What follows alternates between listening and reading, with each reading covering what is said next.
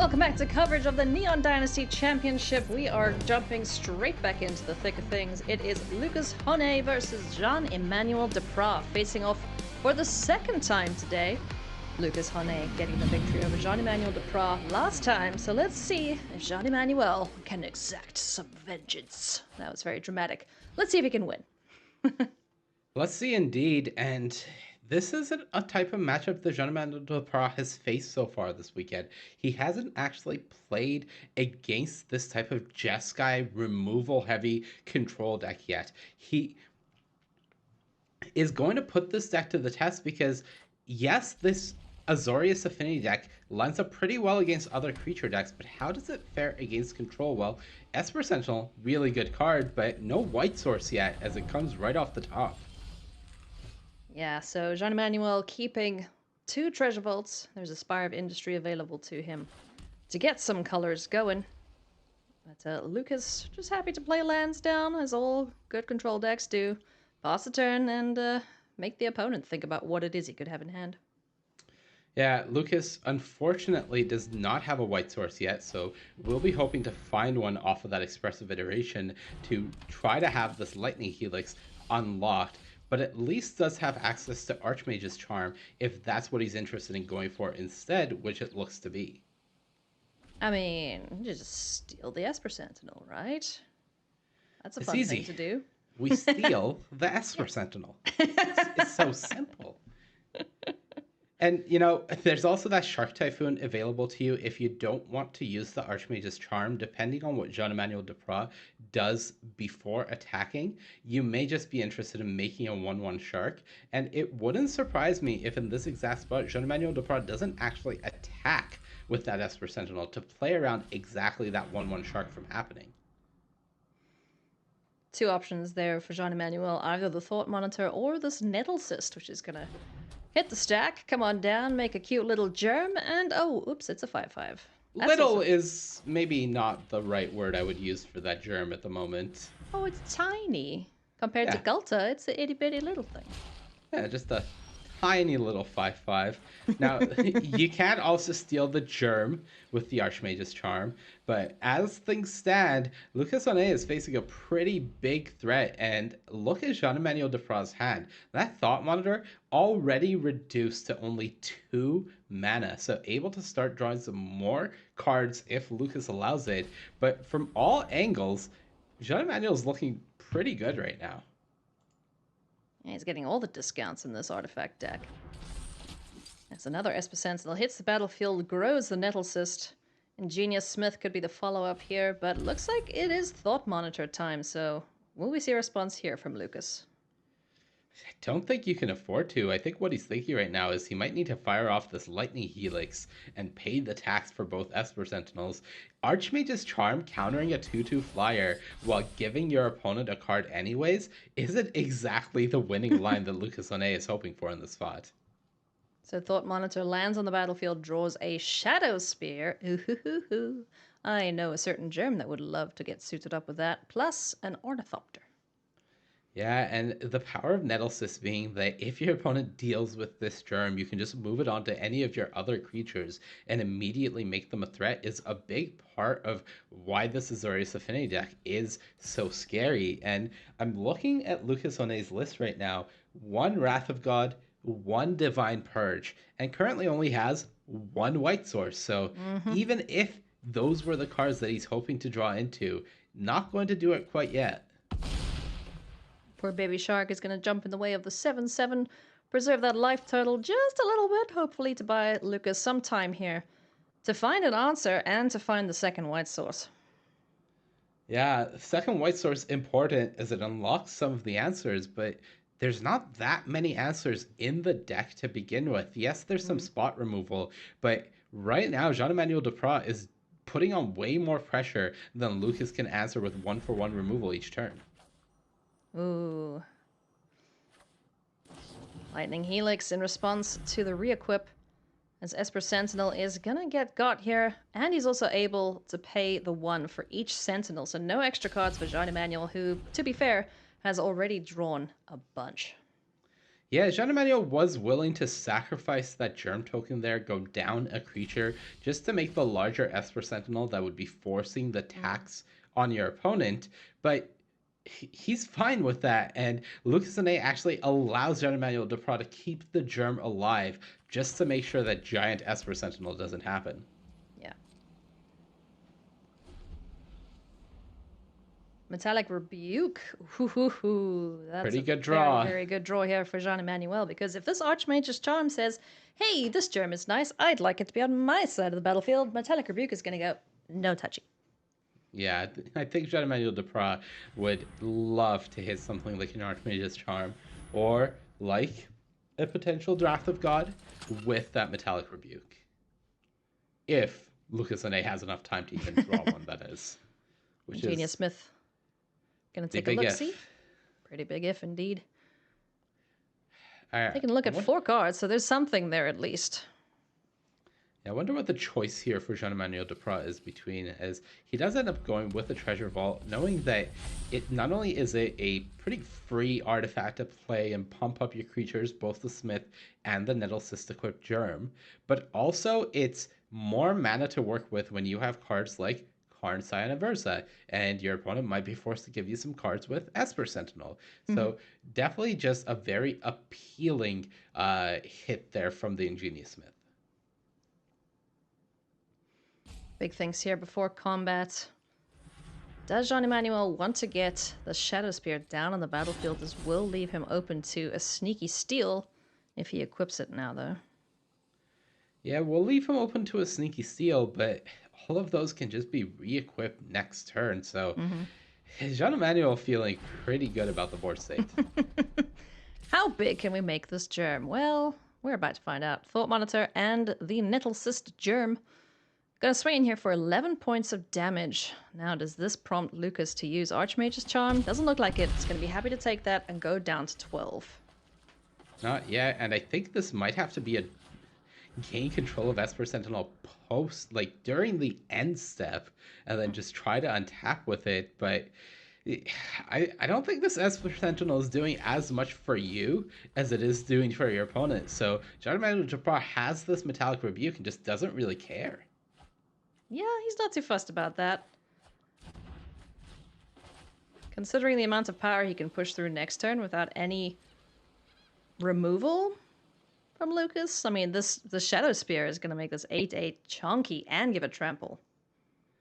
Yeah, I don't know. I would have loved to see Lucas try to do something like steal the Esper Sentinel during combat, just to block the Nettle Cyst with it while it doesn't have trample and mitigate some of that damage. But as things stand, it just feels like Lucas is very slowly drowning and doesn't have much hope for getting back into this game. He will be able to make a 2/2 Shark, possibly trade with the Thought Monitor. But let's see what Jean-Emmanuel does pre-combat here. He's got 2 lands to play, has a Metallic Rebuke, Counterspell backup, and also has Karn, Sign of Urza. The Landlord himself, because all I ever find of Karn is lands. I would guess that in this Affinity deck, more often than not, we're going to just see Karn make some Karn Structs, because the Karn Structs are very large if this Nettle Cyst germ is any indication right now. Oh yeah, they're going to be ginormous. All right, trample up. Yes. Yes. Swing, swing, swing. All right, Lucas, what can you do? Can you survive the swing with a shark? You sure can. There's going to be a 2/2 jumping in the way here of one of these creatures.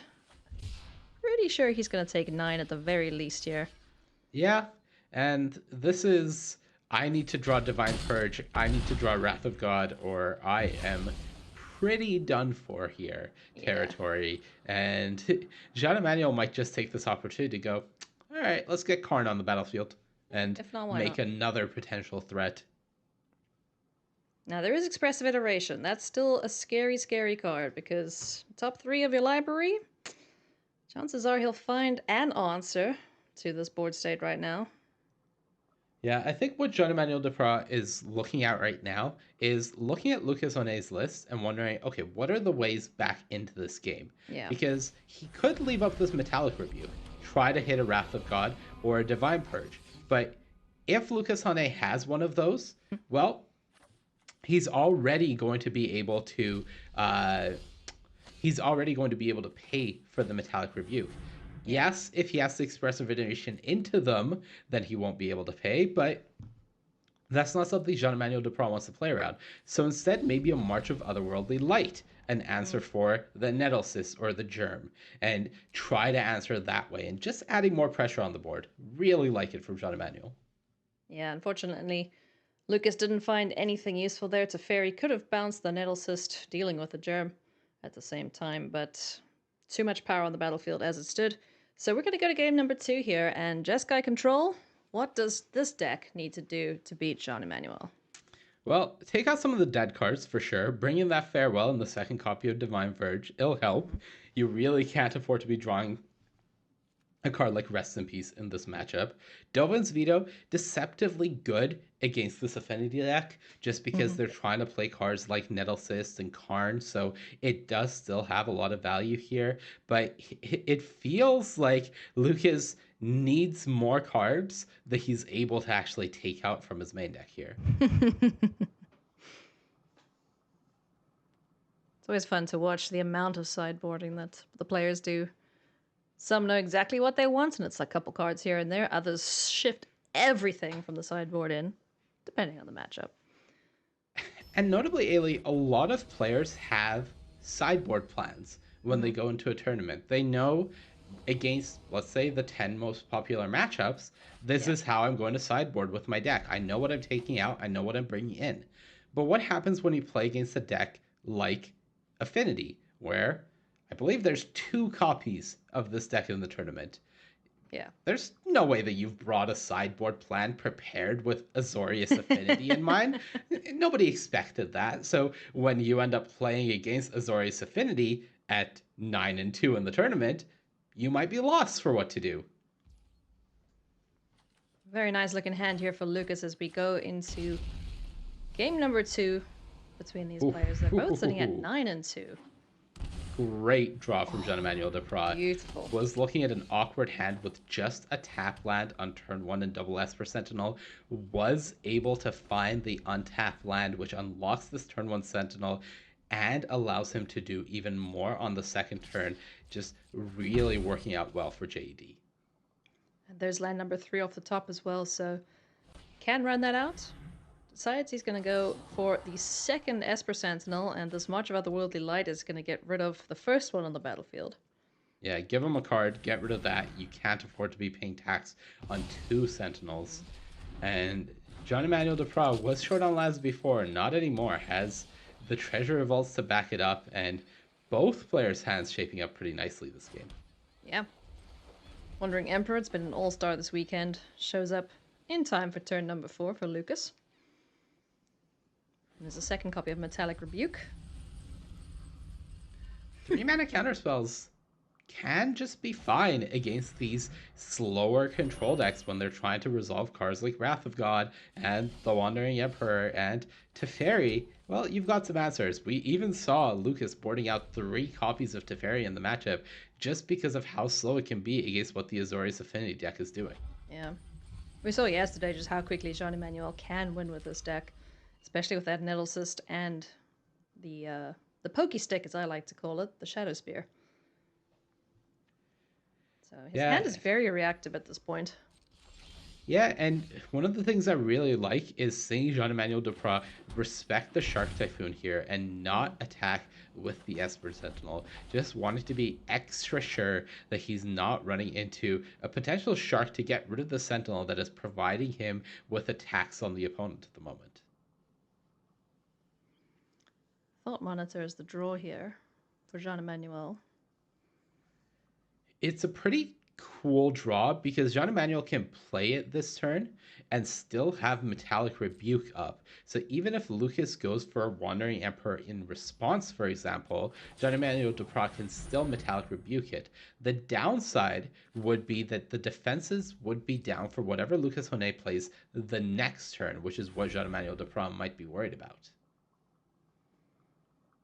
So it looks like this is going to get an answer from Jean-Emmanuel Depraz. Wandering Emperor, bit of a pesky planeswalker you don't really want to deal with if you don't have to. So Metallic Rebuke is going to take care of this copy of the Wandering Emperor. Yeah, thinking about what to tap, it does have Improvise, so you could tap the Prototype or the Treasure Vault. This exact tapping does allow you to have another Metallic Rebuke up, but you don't have the copy of Dovin's Veto up. Yeah. Expressive Iteration. Expressive Iteration is going to be met with a Metallic Rebuke, but there is a Mystical Dispute for Lucas, which will be able to answer that, allowing him to dig deeper into the library and find some more proactive answers. Archmage's Charm. He's going to love to see that. Solve for Frost comes into play untapped, and you still have Dovin's Veto up, although you can't pay the tax, but uncounterable counterspell, pretty good here. You can use it to get that Reckoner Bankbuster if Jean-Emmanuel Depraz goes for that, but this Thought Monitor is going to be resolving, and that means that JED will draw another 2 cards if he goes for that. So Bankbuster on the stack. That's going to draw an answer out here from Lucas. Dovin's Veto says, no thank you. Esper Sentinel fetches a card, and there's a Nettlecyst now too. Oh, that's man. tempting. That's pretty good. I don't know. The question is, does Jean-Emmanuel Depraz want to put the shields down from this Dovin's Veto? Because feeling pretty confident while hiding behind that the opponent isn't able to suddenly, for example, hard cast a Shark Typhoon. That could be pretty problematic. Yes, JD does have that Moonsnare Prototype in hand to bounce the Shark Typhoon if it was to be played, but do you want to put yourself in that position and take this time to really develop? Because just a 1/1 Esper Sentinel isn't doing enough here, and it is a losing game against the control deck. Oh. Be still my beating heart. 2 Thought Monitors off of the first. Stuff's gonna die here, but, you know, it's okay. We'll rebuild. Yeah, that's advantage. That is advantage Jean-Emmanuel Depraz right there. As, you know, in matchups against control decks, having cards feels really nice. And JD is about to have some cards. And he gets to untap and have Dovin's Veto. This is beautiful. Yeah, this is... Lucas is not going to like the next couple of turns. Oh, no, he won't. Another land here off the top for Jean-Emmanuel. He's doing all right mana-wise, though, able to keep up with all the shenanigans that Lucas is throwing his way. The ideal sequence for Lucas would be if Jean-Emmanuel Depraz goes for something like this Nettlecyst this turn, and ends up being able to use the Dovin's Veto to counter the potential Archmage's Charm trying to counter it. And then Lucas can untap and go Wrath of God, destroy your board, if that's what he wanted to do. But JD still has these Thought Monitors, so it doesn't even matter if any of that was to happen. So he's just going to sit and, yeah, I'm going to sit behind this Dovin's Veto. I feel pretty good. Oh, goodness me. This deck just draws so incredibly well when there's stuff down on the battlefield. So how does Lucas respond here? Thought Monitor on the stack. He's going to give Jean-Emmanuel, or allow him to get 2 extra cards and another counterspell backup here for JED. You'll love to see it. Draw 2 cards, pay the tax, untap, Wrath of God, run into a Dovin's Veto. Sadness. Sadness goes on the stack? Yeah. I think Sadness is split second. I don't think it goes on the stack. Ah, okay. Yeah, that's... this is tough. Oh, you pay the tax? Okay. Goodbye. Dovin's Veto says, no thank you, I like my board just the way it is. Now let's see how much power Jean-Emmanuel can get down on this battlefield. There is a Lightning Helix to keep Lucas alive a little bit, but there's a Mystical Dispute ready and waiting for any such shenanigans if he waits to play it. So Lightning Helix is going to get fired off now. Get rid of that Thought Monitor. Back up to 20 he goes. Yeah, there was 12 coming across, Jeez. and if you pass the turn, you're also giving your opponent an Esper Sentinel card, if nothing else, about a counterspell. So fires it off. Now there's only 9, and I say only 9. But there's probably going to be a little bit more than 9. Shields are down for Lucas Honnay, and I think it's time for Jean-Emmanuel Depraz to play some artifacts. Yeah, let's just dump some stuff on the board. Let's see what happens. Giddy up indeed. There's a Karn sign of Urza. Ooh. Hey, buddy. Okay, Would you like to make some Karnstructs for us? Yeah, I don't know. I like Karn minus. Let's just make a Karnstruct. You're already sending 10 damage. Honestly, you don't even need to. You have multiple counter spells. You could just send for 10 and pass the turn. That's, yeah, I guess, the disciplined play. That would be the Jean-Emmanuel play, yes. Yeah. Maybe when you're 9-2 at the Neon Dynasty Championship, you don't feel a need to put more on this board. I don't know. It's really just, it feels like Jean-Emmanuel Depraz can do anything with this Azorius deck, and it just looks so I feel like good. He can do anything with any deck. We've said this time and time again. He brings the most, I don't want to say bizarre, but the most unexpected decks to these tournaments, and somehow manages to win with them. Where any other player, give them the same deck, they're going to struggle. He is just such a world-class player, and it's a joy to watch him play. Okay. March for 1 mana gets rid of the Germ. However, there's a Metallic Rebuke that would force Lucas to pay 3. Lucas could miss. Never mind. All right. Never mind. Get us out of here. Yep. Jean-Emmanuel Depraz poised to go 2-0 here. Wins the rematch against Lucas. Yeah, try the Nettle Cyst. Have the Mystical Dispute up. None of it matters. Delvin's Veto drawn. Jean-Emmanuel Depraz still winning. No surprise. 10-2, Ailey. He's doing it. I got a feeling we're going to see him in the top 8 tomorrow, but he's got to do a few more matches before we can say that for sure. So March of Otherworldly Light doing its best to keep Lucas Honnay alive here. And Jean-Emmanuel's just going to say, no thank you. Make you pay 3. Start there. All right, now I'll veto it. You're tapped out. Good game. Hand extended. Give him the good game. 10-2. Oh, my goodness. He just makes it look easy. Jean-Emmanuel Depraz. Good.